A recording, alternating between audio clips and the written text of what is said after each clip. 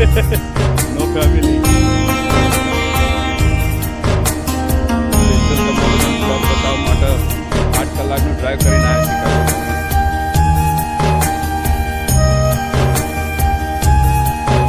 Chicago બનાવી છે ટ્રેનો છે ચડાવી છે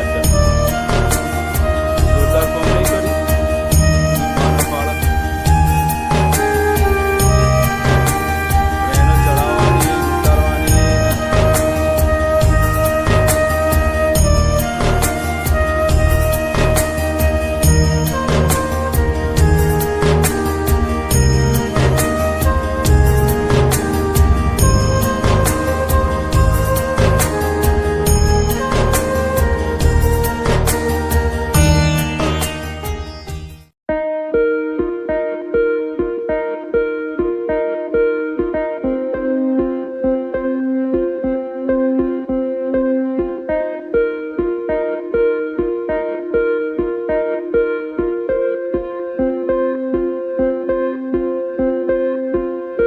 Wheel was constructed right here in Chicago for the 1893 World's Fair.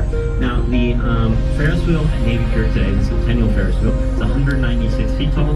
The original Ferris wheel from 1883 was 264 feet tall. Every car on the original Ferris wheel was a refurbished Pullman train car that could hold up to 60 people each. There's also a full-service bar in every car of the original Ferris wheel, which is why it was one of the most popular attractions at the 1893 World Fair. Also, one thing that is kind of blue house looking thing. It's not a house, but it's from the Chicago Fire Department, Chicago Police Department, and the United States Coast Guard Marine units. They ensure the safety of everybody on the lakefront and the river. Then there's that big red boat that says Chicago Fire Department on it. That's the Chicago Fire Department's fire boat. The Christopher Wheatley came to base in your letter. He was up in the Chicago River like Michigan. He was up in Michigan, the Chicago River. They will lower you down. Chicago flag there. It's in the middle of the American Illinois flag. That's 4 red stars in the middle, 2 blue stripes. 4 red stars in the middle, 2 blue stripes. Keep that in mind. Take a mental image. I'll be talking about that for hours. Short stations, 40 seconds. All right, right now we're about to head on to the South Lake Shore Drive Bridge. As we come out from under this bridge, the curtain will rise on Chicago's magnificent skyline. It's very theatrical, very cinematic. Chicago. હા જગો બેઠો કરો આ જોવા કેટલો મજબૂત બનાવ્યો છે બીજા આખો લોખંડનો છે જોરદાર વ્યૂ છે okay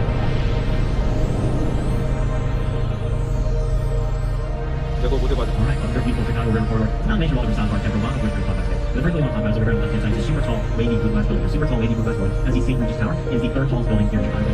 Therefore, it's actually the tallest building in the world, designed by a female architect. Her name is Jean Gang, she's a chief architect of S.B.Studio gang. We'll talk about the whole other solution. The St. Regis Tower is actually mixed-use hotel and residential. So the top floor is the second tallest home. The St. Regis Tower sold at for the construction of the building for $20.5 million.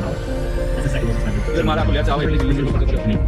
We will almost always have the tallest home. You'll see 2 floors of the bottom open and empty as the rest of the floors. That's the 83rd and 84th floor of the St. Regis Tower. They are open and empty. They're what we call below roof floors. Architects and engineers have to come up with creative ways to offset the movement of their buildings and line winds. When you're building super tall, you have to take into account the winds that you push your building in any which direction. This movement of the building line is also referred to as drift. Then we're going to talk about 3 of the ways architects and engineers use to offset the drift of their buildings behind winds. The first we'll talk about of course the below roof floors. The idea of the below roof floors is pretty simple. Instead of the wind in the back of the building pushing in one direction, it blows straight through the 83rd and 84th floor of the St. Regis Tower. It's a simple idea, but it's an expensive one. We know 2 floors of this building can go for over $20 million. So each 2 floors like that, not ideal, but would be necessary to construct the St. Regis Tower. 2020 S.B.Studio gang. S.B.Studio gang is taking a look at another one of their projects. Once again, inside in the back row, I will see a building with these white curving balconies. You can see the top floor of it right now. That's these white curving balconies. These white curving balconies make it look as though there's a wave of water cascading down the side of the building. This building is aptly named Aqua Tower. It was completed in 2009, designed by Studio. Completely unique. No two are the same. This helps chop the window, make it a more desirable temperature inside. But also those balconies are strategically placed so I can step out onto my balcony in Aqua Tower. I can see my upstairs neighbor on their balcony, and my downstairs neighbor on their balcony. So that's how Studio Gang likes to bring communities together in all of their projects. That's Aqua Tower 2009 by Studio Gang. Alright, we're headed under the Columbus Drive Bridge here. As we come off under the Columbus Drive Bridge, we're going to see an icon of Chicago architecture. It's going to be coming up here on the right-hand side. It's a white building with a clock tower up on top. Right-hand side, white building, clock tower up on top. It's the Rigby building. Commissioned by the state, completed in 1921. The building to the right of that, connected by a sky bridge in the middle there, was completed in 1924. The Rigby building is designed in a style of architecture called Spanish Revivalist style. Revivalist style architecture harkens back to ancient cultures or eras and tries to breathe new life into them. There was a movement to professionalize architecture here in Chicago after the Great Chicago Fire of 1871. They were building big, but they weren't really building safe, so they looked at European architectural textbooks which featured classic works of European architecture, and then copy and pasted them right here into our city. So that's European revivalist. This is Spanish revivalist, and an option with that clock tower. That is the Wrigley building. Again, finished in two separate parts, 1921 for the left, 1924 for the right. Alright, right now we're headed towards the Gustavo Bridge, named after the founder of our city, a man by the name of Jean-Baptiste Juan Gustavo. Who came to Chicago via New Orleans. He set up a trading post right here alongside the Chicago River. Because he's the first non-native settler of our city, we do consider him the father of our beautiful city of Chicago. Again, that is Jean-Baptiste Juan Gustavo. We have a harbor and museum named after him as well. It's one of the lowest bridges here on the river. In fact, if you were on one of our double-decker tour boats and it had rained a lot, like for a week straight, the water level of the river would rise so high that that double-decker boat actually can't fit under this bridge. As we come up from under the Gustavo Bridge, we're going to see the second tallest structure on the Chicago skyline, second tallest structure here in Chicago. It is the Trump International Hotel and Tower, and it's designed in a style called contextualism. That means this building's in heavy conversation with its context or its location. You'll notice there are 3 patio setbacks going in front of this building. This actually match the height of neighboring buildings to integrate this structure more into its neighborhood. That first patio setback matches the height of the roof of the Wrigley building we were just talking about. Second patio setback matches the height of Mather Tower, the spaceship-shaped looking building here on the left-hand side of the river. Third connects with his roots right here in Chicago, a man by the name of Adrian Smith. We call Adrian Smith the tallest architect in the world, not because of his height, but because he designs some of the tallest buildings in the world, including the Burj Khalifa in Dubai, the tallest building on the planet. Right behind the hotel tower, we'll see this black box building here. It's the AMA Plaza building. Stands for American Medical Association. It was designed by a man named Ludwig Mies van der Rohe. Mies van der Rohe is considered the father of American modernism. Modern style architecture is marked by a paring down of design details. Mies van der Rohe couldn't understand why he wanted to cover the skeletal structure of a building with exterior decorative elements. He's known for saying the beauty of a building lies in the precision of its engineering. That's what we've seen in black box structures. No frills, just an exposed steel frame. AMA Plaza black box modernism, Mies van der Rohe. Alright, eyes and cameras, we're seeing 2 most commonly photographed structures here in the city of Chicago. 2 of my all-time favorites, the twin corn-cob-shaped towers of Marina City. Marina City, completed in the mid-1960s. These towers actually constructed as a ploy to draw residents to the central business district or loop area of Chicago. We call it the loop for the shape that public transit trains make right around this area. No one was really living in the loop in the late 1950s, early 1960s, so the architect of Marina City, actually a student of Mies van der Rohe, now the name of Bertrand Goldberg, decided we want to offer all the resources of the entire community all within one single complex. That's exactly what we have here. Up on top there's house. One thing LCD Riverwalk has many years in the making. Ground Riverwalk in 2003, then opened public in 2016. Every section of Riverwalk had its own unique design, style, personality, function, and on work, so it stands to say. On the left-hand side, you'll see building in the middle of these 2 logos here. Rain facing, rain pillars, with all the way to a pitched roof up on top, with reflected glass windows, 77 by square. Only building on today designed by international architects. It's another many incredible team, Mark Lewis, design building style of classic. New Bible style architecture, ancient design motifs, that very rich pitched roof, on top, right down, reasonable, and then added contemporary element reflected glass windows, for neo-classical, as new plus classic, 77 by square, very view. Next up on the right-hand side, too, red brick building and a clock tower on top. River building has a lead river building, completed in 1914. On the columns of it, on the left and right-hand side is clock tower. On the left-hand side is 1, 2, 3, 4, 5 columns over this. On the right-hand side is 1, 2, 4, 5, 6 columns over this. These buildings actually essential. There wasn't originally constructed like this. They actually wanted to expand the South Street from your levels, but they wanted to make it higher, so the lead river building became the way out. So, what you got to do is the way out, one day windows up, or get rest basement, and expanded the South Street became the way out. That's why the building is symmetrical. Now, the lead river building has three sides. Started as a wholesale grocery warehouse, then it became a hospital, then it became a transport, that's when the exact meaning of the company. The exact meaning of the company is still housed with the field of the architect. We're now in massive lines of buildings. Right on the left, there's a huge line on the right side. That is merchandise lines. This is completed in 1930s. Design and marketing power architecture, architectural style. Making architectural lines with 3 lines of colors, our concept is top level, taking the market great representation, that's the hallmark of the architectural style, which include medium lines of vertical raising structure capability, features that windows are raised with raising structure, and then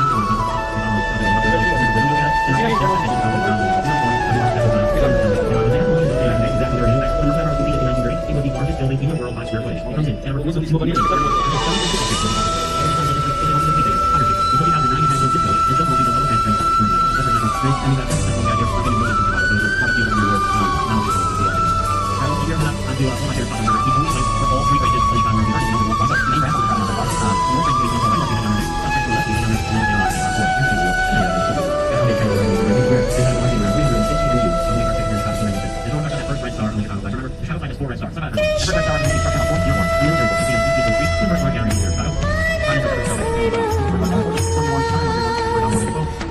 Thank you.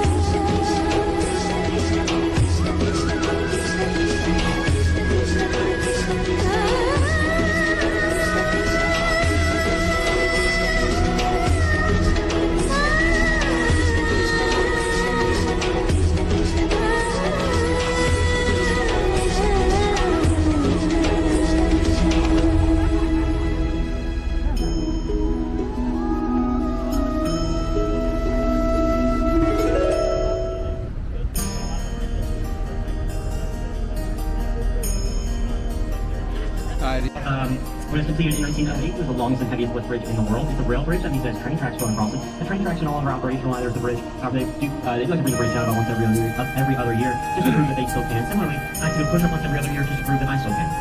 Right, I got the Wolf Point. So again, Wolf Point is naturally occurring convergence of all three branches of the Chicago River. So the main branch where we started today, that's the shortest branch, is we traveled the entire length of the main branch right now. So it starts at Lake Michigan, maybe Pier, and it's right here at Wolf Point. The North branch also starts at Lake Michigan, but it kind of snakes through the northern suburbs to get here, so it's a little longer. And then here at Wolf Point, where the north and the main branch come together, and down the south branch, you actually see the two different colors of water coming together. So the water from the main branch comes directly from Lake Michigan, more of a blue-green color. The water from the north branch kind of snakes through muddier shallower canal, so it's a muddy green color. And when the sun is just right where it is today, or right where it is right now, you can see that stark line of the different colors coming together and heading down the south branch again, right where we're headed right now.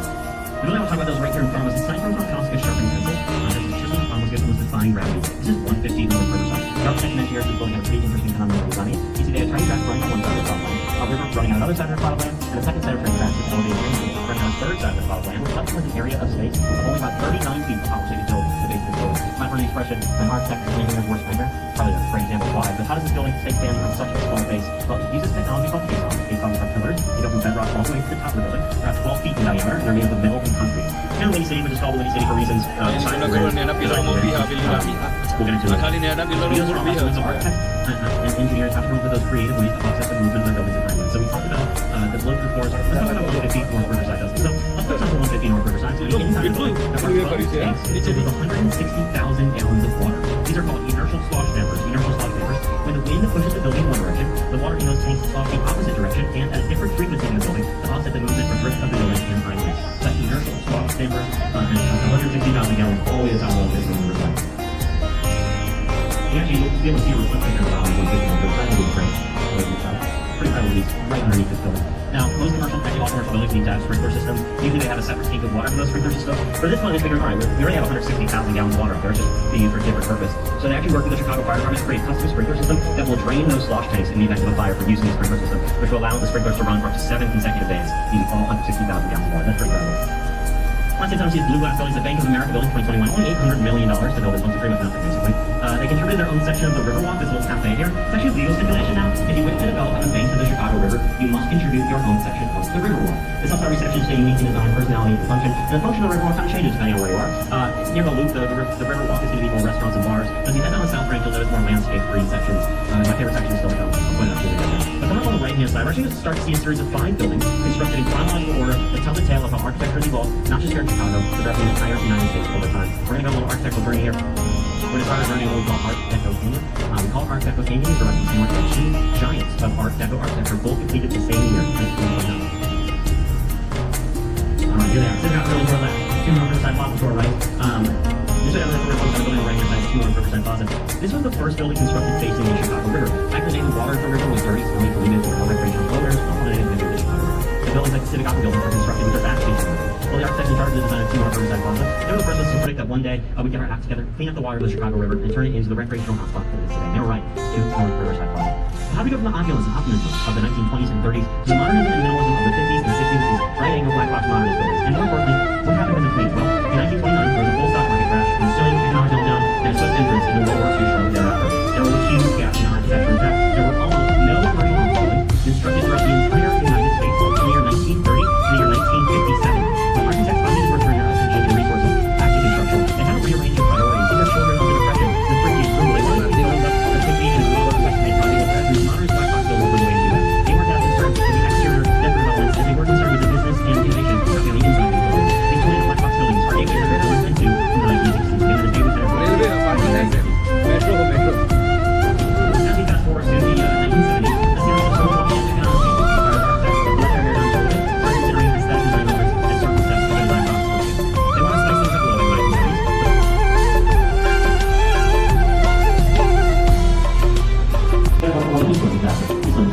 Level 4, 1915, the passenger vessel, the S.B.Studio, was docked right here in front of the River Rockaway when it cast on to took over carrying 2,000 passengers.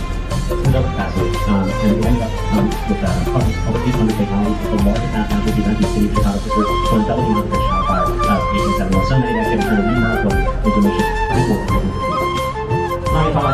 architect was found in the United States. Alright, now his green and gold house building. Green and gold house building, alright, but as a car light and carpet building is designed by the Brown brothers, the two sons of the chief architect of the 1893 World Fair in Atlanta. Because this building was designed and constructed during the hydrophobic, we kind of expect the Brown brothers to bottle champagne on the marble design film. So that's the house that you gold and yellow on top. It's serviced in 24 karat gold leaf. As you can see, constructed the jewelers building with car lift or car elevator on the inside to facilitate the safe transfer of jewels and people. And if you're a fan of the Transformers franchise, the final fight scene, Transformers Dark Illusion took place on top of the jewelers building.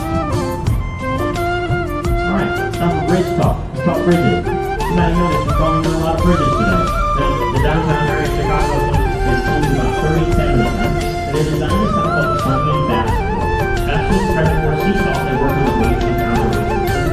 Every single one of the bridges we've gone under today can and does open up in the spring and in the fall to allow sailors to go either from storage to the lake in the spring or from the lake in the spring to the fall. So the city opens the bridges one by one to allow sailors to about 5 sailors per river to get to the river to get to the river. So Chicago, the most movable river for any city in the United States, and the second most movable river for any city in the world behind it. So the overall they have a spring, well, pretty much local bridges open up and one river. They have to cycle over the road for just 9 seconds. Right, I'm talking about Chicago architecture. Sitting on the left hand side, slowly we're building something right over the Liberty building. That's all right over the Liberty building. Slowly we're building something. Building behind the French shop with black.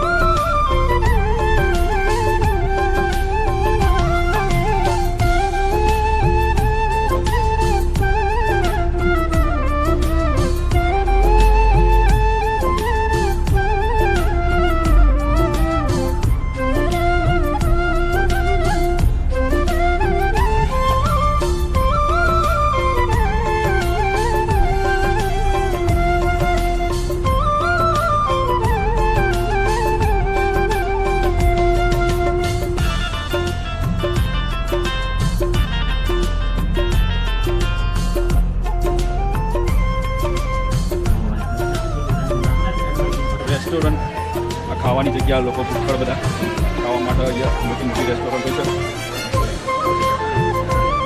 કેટલી બધી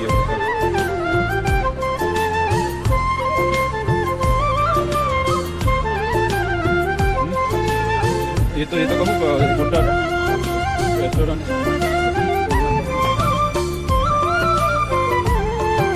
आओ આવી photo બનાવો ગાડી વાળો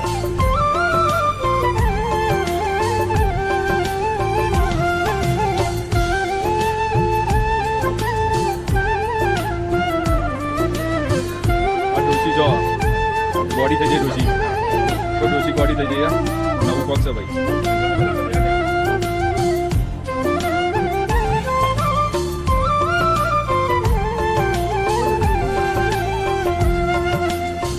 અમારા ભરતભાઈએ જો આયા